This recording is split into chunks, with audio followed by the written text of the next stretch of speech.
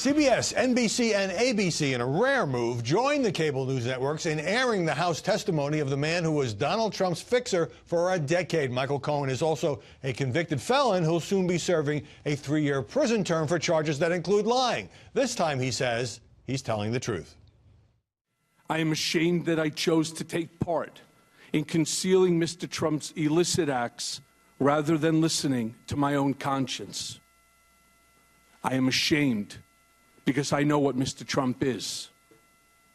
He is a racist, he is a con man, and he is a cheat. The president was in Vietnam when he tweeted that Cohen was just disbarred by the state Supreme Court for lying and fraud. He did bad things unrelated to Trump. And he said at a news conference after the nuclear summit that he'd watched some of the testimony. He called you a liar, a con man, a racist. What's your response to Michael Cohen? Well, it's incorrect. But I think having a fake hearing like that and having it in the middle of this very important summit is really a terrible thing. And he lied a lot, but it was very interesting because he didn't lie about one thing. He said no collusion with the Russian hoax. Joining us now to analyze the coverage, Guy Benson, political editor at Town Hall, a Fox News contributor, and co-host of the radio show Benson and Harf.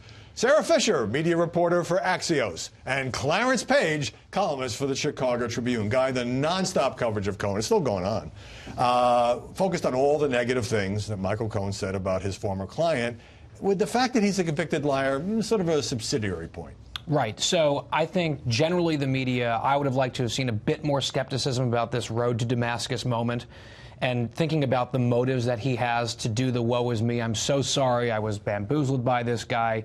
He now has to pander to the resistance because he's torched his bridge to Trump world. He will have a life after prison, and he's spoon-feeding the left exactly what they want to hear. Now, some of it is very likely true, and in fact, he's proven that some of it is true with documentation.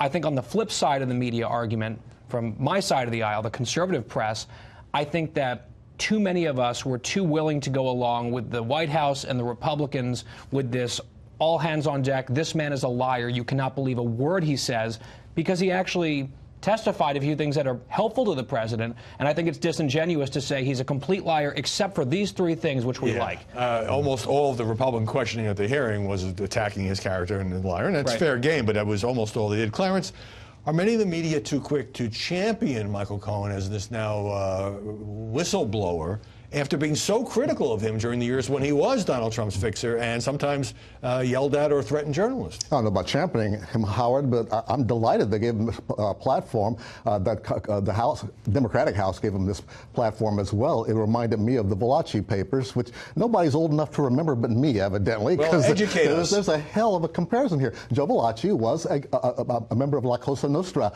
who went public in his testimony to Congress. In fact, that we use Cosa Nostra, not just mafia, in our language, came from that hearing. It gave us an insight into the inside world of organized crime. But now, already we have an inside look at Donald Trump's organization. Right now, people are tweeting at you saying you're comparing this to mobsters? Oh, I get tweeted making comparisons to a lot of different people.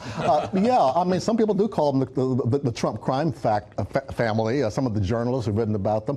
And it's not that unusual to have that kind of a reaction when you see people possibly colluding, possibly conspiring. We'll see about that, but I think the mob rhetoric goes too far. Sarah, this is not a trial, remember, this is a House, you know, it's a political process. This is a television show. Sarah, this seemed like a perfect snapshot of a very polarized media and political culture, where you trash Cohen if you're a Trump supporter and believer, and you praise Cohen if you're a Trump detractor. That's exactly right. But there's one thing that I think everyone could see across the board, which was that there was some sort of national importance. I mean, you look at all the news networks taking this, they clearly saw this could be a moment that could be leading to the downfall of the president. Potentially, we don't know. And that's why the broadcast networks decided to use their precious airtime, because this could have been... You know, they're going to be losing some commercial money to be doing this because this could be historic. But you're right. Democrats go in there and they're sort of leading on a key witness to be bringing out some details that could be juicy. Republicans go in there and they say, look, don't believe this guy. He doesn't want to have a bad sentence. This is good for him to be here. He can't be trusted. So it's so polarized. As was mocked on Saturday Night Live last night.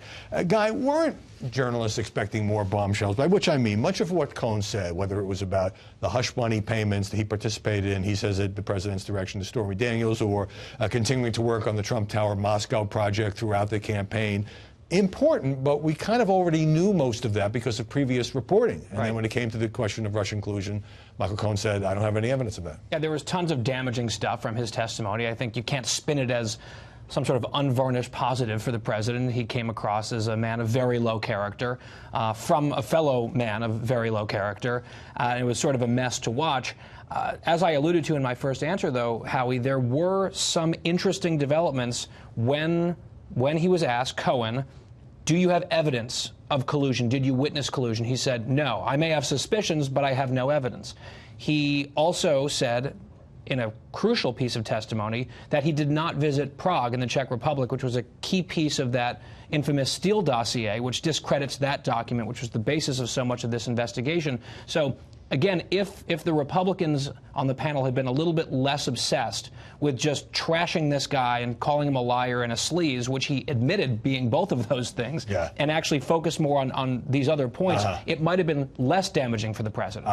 Well, the one exception was Michael Cohen testifying that Roger Stone had called Donald Trump in the summer of 2016 and given him advance word of the WikiLeaks dump of Democratic emails, but Stone denies that. Meanwhile, Sarah, the president gave a 2-hour speech at CPAC yesterday, calling Cohen's allegations BS, except to use the whole word, and then dumping on the press, saying journalists are sick and they take his jokes and make them into serious stories. They play dirtier than anyone who's ever played the game. But to Guy's point, the president is going to leverage the one point he does like and say, look, all this is not true, except the point that sort of says, I didn't direct Cohen to lie. That part, the no collusion part, that's totally fair game. I think this is just an example of everyone takes out of the hearing what they need to get out of it. On that point, Clarence, I want to focus on one moment that's gotten an enormous amount of days of media coverage that had to do with Republican Congressman Mark Meadows bringing an African-American woman who works for HUD, her name is Lynn Patton, to stand behind him as to sort of counter Michael Cohen's charges of racism. And then it brought, just play a little bit of the reaction from Democratic Congresswoman Rashida Tlaib. The fact that someone would actually use a prop, a black woman, in this chamber, in this committee, is alone racist in itself. So Lynn Patton says she was not a prop. She was just there speaking for one person. Tlaib later apologized to Meadows. They had a hug.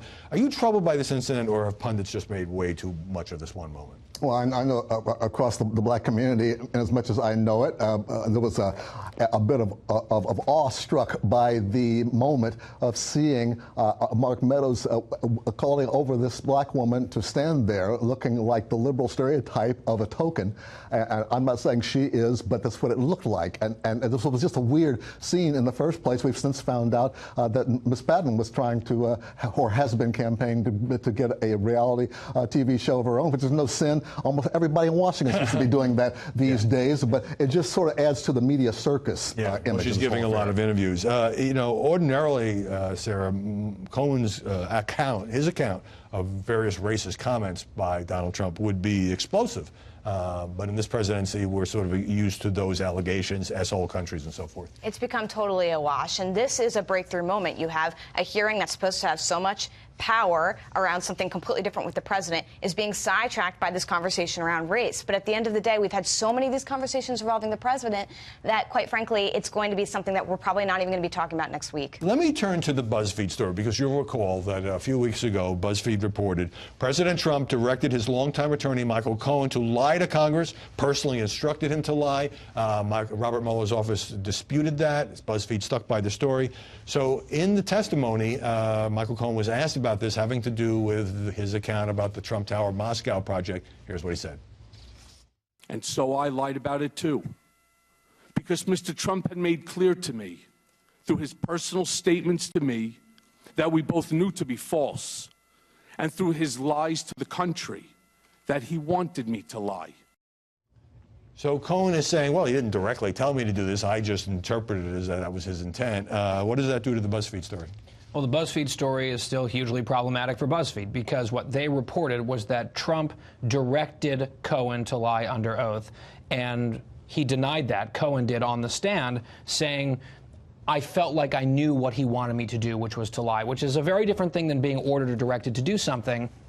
It's plausible, but that's not what BuzzFeed reported. And there's still this outstanding problem that they have, which is the two reporters on that piece. One of them, when it first broke, said that they had seen documentation that proved that this directive had occurred, which it hadn't. One of them said they'd seen it. The other one said they had not seen it. And to this day, they still can't get on the same page. Just briefly, Clarence, Cohen said it's not his job to be a fact checker for BuzzFeed. In other words, why didn't he speak out on this earlier? But even if he's telling the truth as he sees it, that's not what BuzzFeed reported. Well, Mueller became a fact checker for BuzzFeed, didn't he? I mean, this is that argument has already started, and it continues like all the other arguments around here. I call this particular issue a wash right now, except it's true BuzzFeed is on the defensive for good reason. They've got to back up that story, if you will. But this whole affair is really like I say, a political process and a media process to try Donald Trump over the media, through the media, and thus make an issue out of everything and interpret it from the vantage point of whatever base you're speaking from. That's why it has been such an enormous media story this week.